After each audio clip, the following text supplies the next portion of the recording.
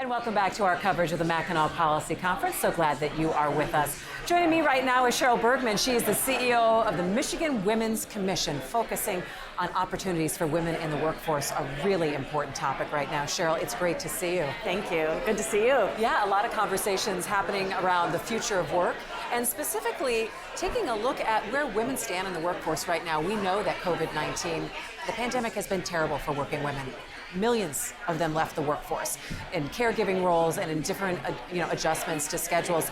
How do you see things right now for women in the workforce?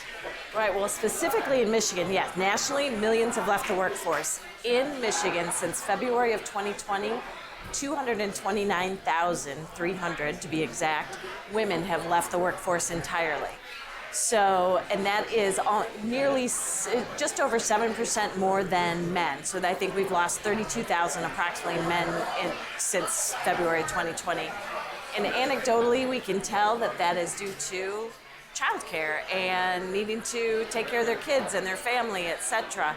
And there is some data nationally that reinforces that it's the women with the small children, school-age children and younger, who are leaving the workforce. I think some of the statistics that I saw from the study from McKinsey and leanin.org was that 1 in 4 decided that they may not even ever go back, or they may totally change the trajectory of their careers. And I think when we look at some of those numbers and hear a lot of the stories, and I'm going to ask you maybe to help relay some of those anecdotal stories of women saying, I just need a little bit more flexibility, or I need something entirely different. What are you hearing? That's exactly right. We're hearing we need predictable schedules. Like people who work in the service industry, they need to know a little more. Their schedules can't be changing all the time. We don't have enough affordable, accessible childcare, and that is the one thing that Michigan Women's Commission has really been focused on. There are deserts in our state where there's not childcare, and especially since the pandemic, more childcare facilities have shut down. They don't have the childcare workers. We don't pay our childcare workers a livable wage. So there's all of those issues, and that's what women are looking for and need. And it's really an economic issue as well. And when we say, well, they've got to make different choices. They've got to make choices to stay home, and that's just how it goes. But the impact on our economy overall, the impact on the overall health of families is significant here. That's correct. And our business community is realizing that this is an economic issue, and our legislature and our policymakers. So one thing that the Women's Commission is doing right now, we are implemented a program called the My Tri-Share Child Care Pilot Program. And it's a bipartisan program. In fact, I just got word that the legislature has just voted in the budget to So it's part of the budget right now? Yep, it was part of the budget in 2021, and it's been expanded per the governor's recommendation. I just got word that they did include that legislation, so the pilot will be expanded. So we're piloting it in 3 regions of the state right now. And the idea is the employer pays a third of childcare, the employee pays a third, and the state of Michigan pays a third of the cost. And so we are, with this expansion, I believe we'll be able to expand to 2 or 3 more regions in the state, which is really exciting. I was just going to say congratulations. And hearing that they finalized that right now, the budgeting process is going on in Lansing right as we speak. Yeah. Are we going to be able to see more programs like that? Or when we're seeing this stimulus money coming in from the federal government, are we going to start to see that in different areas that will help families, will help women have the ability to get back into the workforce? Yes. So the American Rescue Plan has afforded $1.4 billion to Michigan specifically for child care. And in June, the governor outlined her recommendations on how to spend that. And it still hasn't gotten the approval through the legislature yet, but we expect that to be coming soon. But it would increase the subsidy for families, so it would include more families eligible for our child care subsidy in the state, about 150,000 more families. It provides money directly to providers to expand their businesses. I mean, these are businesses, small businesses. 95% are owned by women, the child care providers in the state. 40% of those are women of color. And these are small businesses, and they need the same kind of stimulus. Infusion. And infusion. So this is what it would do. Increase the pay for our child care providers, give the providers the training, et cetera, that they need to increase their businesses. So what are some of the other programs that you're working on right now outside of childcare and shoring up those services? We just actually we learned yesterday, received a grant from the Department of Labor nationally, the Women's Bureau, it's called the FAIR, Fostering Access, Rights in the Workplace, and Equity in the Workplace. So they've given them to the states, a couple of states, we were one of them.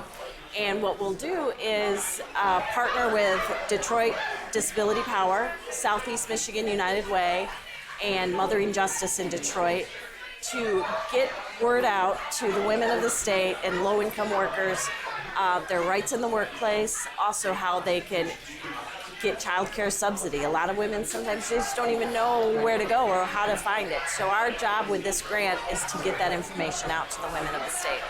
Let's talk a little bit about women who are maybe in mid-level management or mid-level jobs looking to kind of go and be mentored to the next level. Do we have a lot of things in place in businesses that are recognizing women's voices in the workplace and trying to elevate them? What are some of the conversations around inclusion and the deliberate decisions that need to be made on the part of business owners and managers to promote?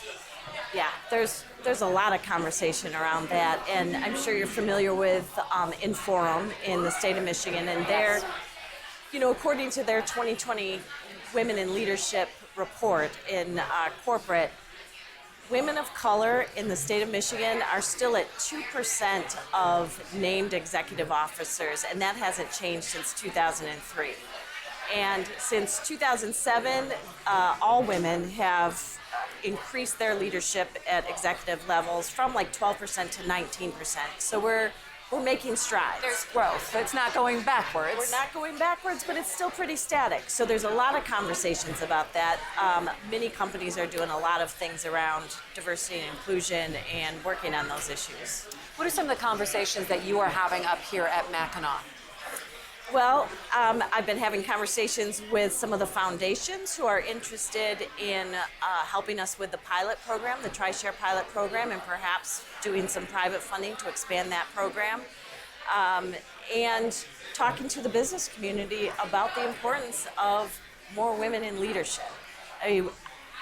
That is one of our key things with the Women's Commission is all across the board is having more women in leadership positions, whether it's at the business level, or the nonprofit level, or academia, elected office. So that is something that we're focused on. So I've been having those conversations. What are some of the barriers, would you say? I mean, we talked about childcare. Would it also just be knowing that there's a path? Sometimes when people don't see the path and it's easier to say, you know what, I'm just going to go to the side and forget it when they're not shown that this could be a direction.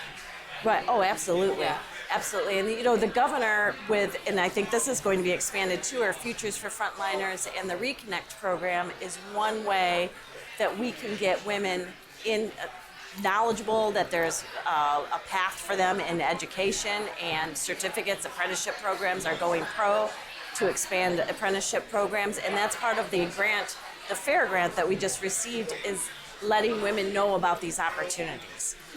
Apprenticeship programs, etc. I know, because I think we're seeing so many people who are maybe changing their jobs right now, changing their careers, their professions, saying, I want to work for a company that has maybe a different set of priorities that I relate to a little bit more than my former employee, or I want to go to a place that values a flexible work schedule. What are some of the things that you're going to see coming out of the pandemic that were maybe, it seemed like a detriment at the time that we had to pull back or do something remote, but maybe end up being, this is maybe a little bit even better in the long run for women? Well, I think flexibility. The idea that, we can be productive when we work from home and spend time with our families and take care of what we need to do, and we can also work from home. So I think companies are much more open now to that kind of a flexible schedule, which women need in order to thrive. You know what, and I talked to various people, and again, anecdotally, it's not like I've done a major study, but you take a look at people who are given that kind of flexibility, and it's like, I can work for my employer from 10 to 2 before the kids hit the door, and I'm more productive in that short amount of time because I know the gift of flexibility means so much more to me than the standard, business day. You can get more done in a certain amount of time with the motivation knowing that, yes, the arrangement was given to me in a better way. Exactly. Yep. Flexibility is really important. Paid leave is very important, and I think more companies are really starting to talk more about that. I was just going to say, where are we with that right now? Because again, we're not where we need to be. No, I mean globally, when we look at, we are the only country that does not have a federal paid leave program. That's right. Is Right. staggering. It is staggering, and it's being worked on. It's being talked about, and even individual companies are talking about how they can expand paid leave. And the governor, she led by example. When she was elected, one of the very first things she did by executive order was expand paid parental leave to state employees. The other thing that she did, the other thing that is important, and one thing the Women's Commission is focused on too, is pay equity. So another thing she did when she was first elected with state hiring agents cannot ask people what they were making for salary history. If every company did that, if every employer did that in the state or in the nation, that would go such a long way to closing that pay gap. So talk to me in this next year, Cheryl, as we look ahead, what is on the agenda for the Michigan Women's Commission and some of the goals that you want to achieve now? Yep. We're working on, like I said, expanding the Tri-Share pilot program. So that will continue to expand throughout the state, and we'll be keeping an eye on that and evaluating that program and hopefully making it sustainable. We'll be working with the federal government with our FAIR grant to get that information out to women, how they can get into Futures Frontliners, reconnect, go back to school, find child care subsidy, the help that they need, the wraparound services that they need to make those things happen. And those are our main focuses right now. Okay. Cheryl Bergman, the CEO of the Michigan Women's Commission. It's so good to see you. Thanks so much for sharing all the things that you're working on, and looking forward to having a conversation down the road and checking in, seeing where we are. Thank you. We got a ways to go. We do have a ways to go. All right. Well, we'll see you soon.